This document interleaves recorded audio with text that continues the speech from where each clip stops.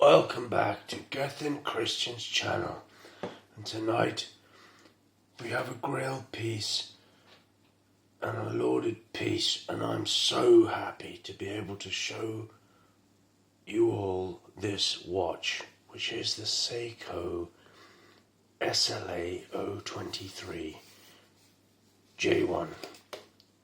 And here he is in his packet, an underwhelming cardboard box. This watch is nearly £3,000, and you get this box, which isn't very good. But let's unsleeve him and show you what's inside. And so, it's quite good, but pretty shit for the money. But Seiko don't care. And you get a sort of sponge effect inside the lid. It's crackling a bit. And look at it! What do you think? 2800 GBP, cardboard as fuck. It has some fake effects, but shit. Absolute crap. Now, this is the Seiko 8L35, so you've moved up a tier from the 7S, 4R, 6R, etc. This is a 8L35 booklet. We needn't read any of its contents, and of course the Seiko manual guarantee card here and you get this is where I bought it. And look, absolute shite. Get rid of it immediately. Then you get a layer of foam, which serves very little purpose apart from to protect the watch from its own contents. And there we are. You're left with this. And the box is irrelevant, and the casing, because this is the Seiko Marinemaster 300. And I've polished it up, and the cushion, even the cushion isn't great. I mean, it's better than your average fare, but... And look! A hang tag, but it's a cardboard one. Prospects. Reference, etc., caliber, etc. I have removed 2 links because my wrists are beefed, but I would have preferred to have just removed one and actually adjusted the micros, but I may do that in future. It's a strange phenomena. And of course, in this box, look at this. Look at it. But before we get into the watch itself, you get this. And I haven't actually, this is the first time I've taken this out of its packet. So I'll take it out for the very first time. And this is the silicone rubber strap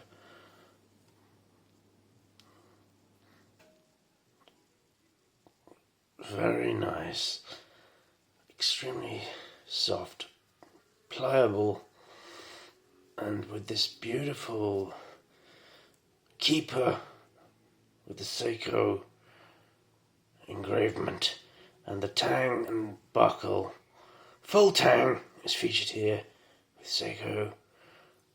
Look at that, it is something quite special.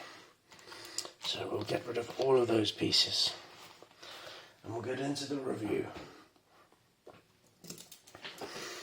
Here we are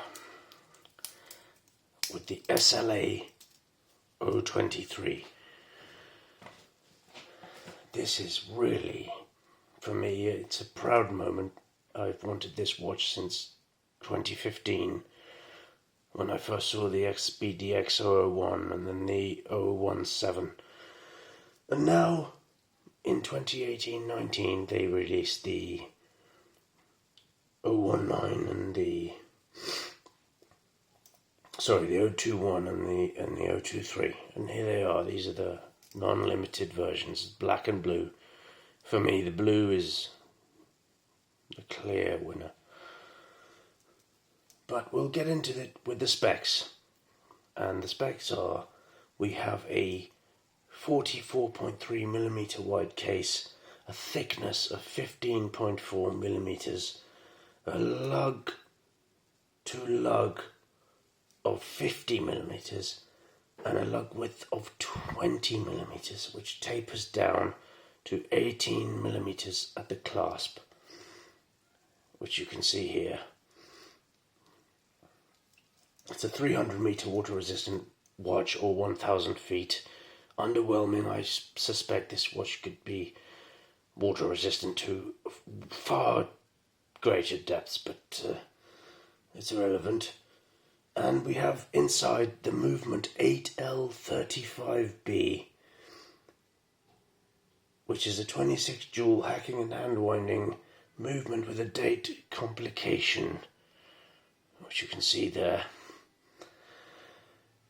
It has a 50-hour power reserve, 26 joules, and it's a great movement. I mean, I will get into the movement specs later, but it is a really great movement. And we have a sapphire crystal with an internal dome. It's a flat sapphire, but it's domed internally, which you can probably see. Let me have a pause, because these twerps need some bubbling. Very good. The Lumibrite compound is featuring on all indexes, and on this triangulated, the lume pip is gone, but we have this triangle. It's not protected, not saluted by me. And of course you have loomed indexes up to the 20-minute marker for all you scuba divers. This watch is based on the 6215 Seiko Professional Diver, which was released in 1967. But of course, in the early 2000s, they reinterpreted this piece with the SBDX 001, in 2015 with the SBDX 017. Both of those watches were lusted after by myself, and many of you probably. They're great, and they used to cost about £1,500, £1,600. And you didn't get ceramic, you got hard like crystal, there was no MEMS inside.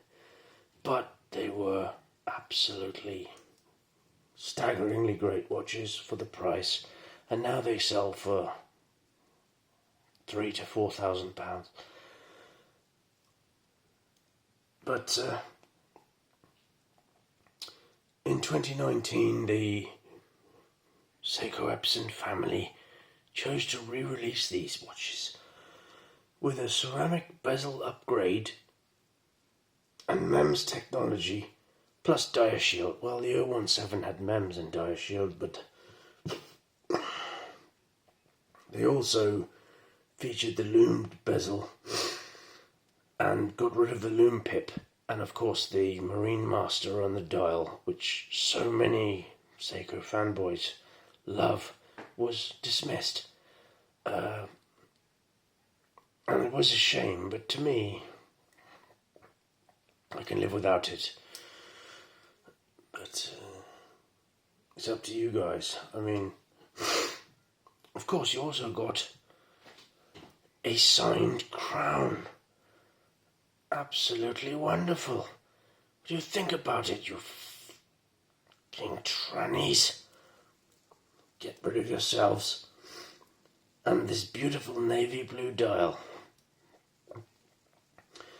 which is featuring, it's almost black indoors, but in sunlight it has a bright sunburst effect. I can't tell you how great it is. You can't really get the sunburst here, but of course the gold second hand and gold 300 meters are featuring, which is a nice touch. 4 o'clock crown, as is usual with Seiko divers and indices, many say are applied, but I have seen a few forums which claim they're not, and people have had these dials out, say they're stamped from the back. To me, it's an irrelevancy. They look beautiful. They glimmer in the sun. It's just a matter of fact. So, what can we say about the MEMS? MEMS technology, which is featuring in the movement of this watch, the 8L35, is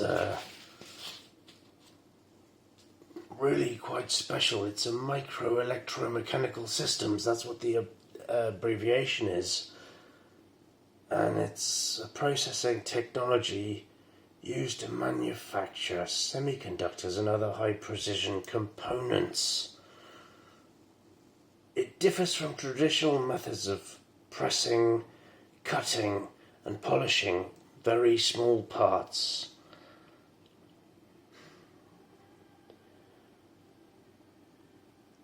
Shapes are made using photolithography, a process which is similar to developing photos using light-sensitive chemicals, on top of which a thick plating is deposited using electroforming technology.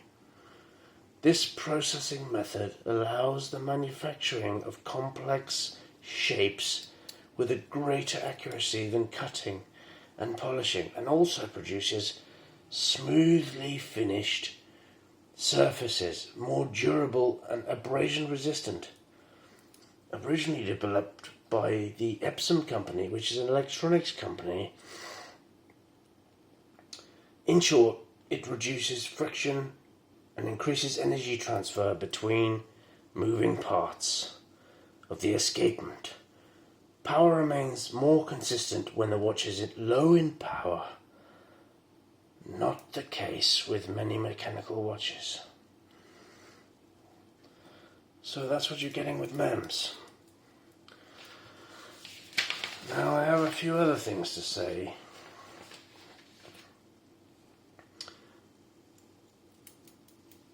There's no loom pip here, and I would have loved to have seen one. But we get this painted triangle, which is actually not protected in any way. It's bare loom, so I can see that getting damaged. And the Marinemaster text having been replaced, of course. We've mentioned that before.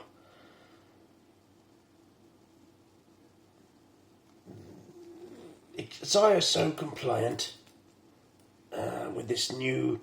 This one is a 2021 March 002. So March 2021 this one was created, and that's after the ISO upgraded their standards, so you have to now feature this midget pip at 3 o'clock, and a lot of people hate that. To be honest, I don't care. You can barely see it. But if you go to 2019 or 2020, you wouldn't feature that. So bear that in mind as well. Negatives of this watch, well, the movement is the 8L35 caliber. It's a 28,800 beats per hour movement based on the Seiko 9S55. It's hand assembled at the Shizuku Ishii Watch Studio in Morioka, Japan. 192 parts are featuring here. Why don't they regulate it? It's not regulated. And my example is running at +6 seconds per day. Tyler, from my comments in my YouTube channel, you were saying your example ran at +8. Mine is at +6 at the moment. And there's so many people saying these things are running well under chronometer specs, like +1, +2, +4. The Doxa is running at +4, +5. This is +6. I mean, it's really not that important. And this thing will feature positional variance minimal as fuck. It's not like a 7S, 4R, 6R movement, which will lose and gain 10 to 20 seconds a day, depending on the position you put it in. This one will run at this accuracy in any position, and probably will do for several years. But I would have loved to have seen this watch to have been regulated under 5 seconds a day, and we all would have. But Seiko don't care about anything that you're thinking about. They're just not interested. And of course, the bracelet, which is a great bracelet. I mean, it's a really nice bracelet, but everyone complains about the bracelet. Everyone says the Marinemaster bracelet is shit. To me, it's not shit. This is what it's supposed to be. Massive long links. It's a one-piece link. Everyone thinks it's a 3-piece. It's not. It's one piece. High polish center link, brushing, high polish flanks, pin and collars, of course, a pain in the bollocks the size, and you'll scare the shit out of yourself attempting to do it. But once you've done it, you'll never need to do it again. And the clasp, it's a great clasp, I think it is. Very thick, 4 micro adjust, stamped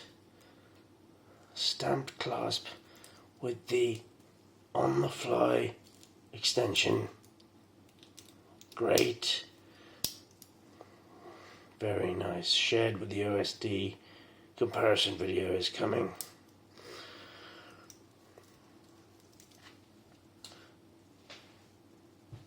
If you want to step up from this is the top tier of Seiko. I mean, if you want to buy your SKX, your Samurai, your Turtle, your Monster, your Sumo, your Shogun. I mean, this is the end of the road for Seiko. This is the best you can get. The next step is LX.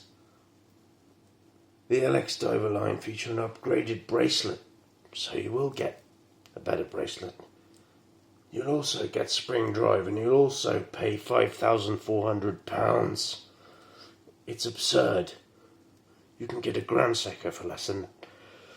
So, as far as Seiko goes, this is the end of the line.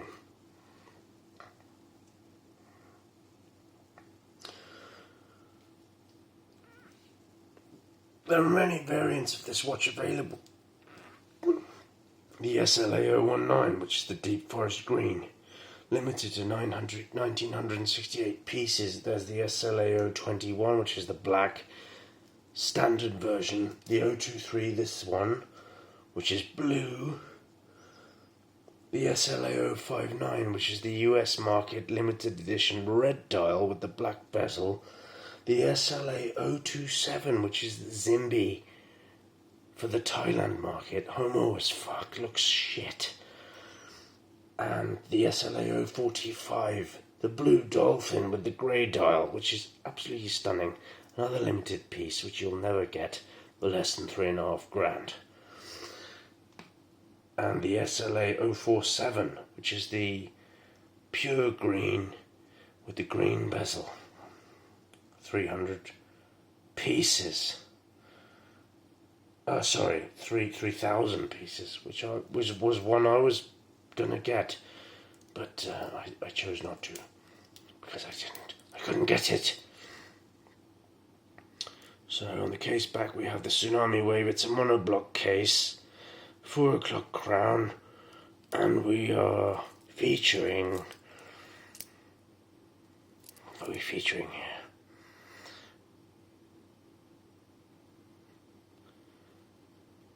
It's a beautiful piece. And we'll have a wrist show. I'll take off the Doxa, which is quite stunning in its own right. We'll take him off. A wrist show on the right. Here we are, guys. Get rid of the towel.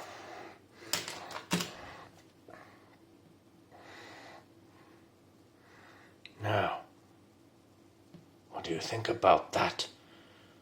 You fucking idiots, you've got no idea how good this is. Handset. Gold second-hand.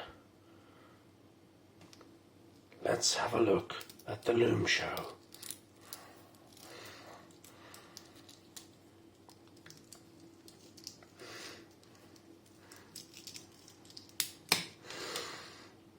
You want to see Doxa versus Lumi Bright Super Luminova.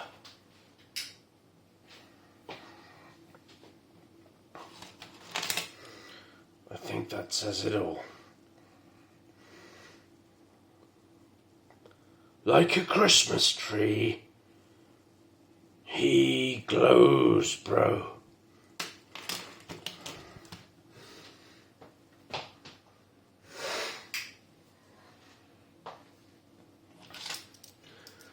That's about the end of it. We can talk about the fact that in 1965, Seiko released the 62 Mass 6217, and I'm sure we've all heard of it. 115 meters of water resistance were featured on this skin diver, and a lot of brands were making these kinds of divers at the time. Doxa was one of them. Slap a few bubblers.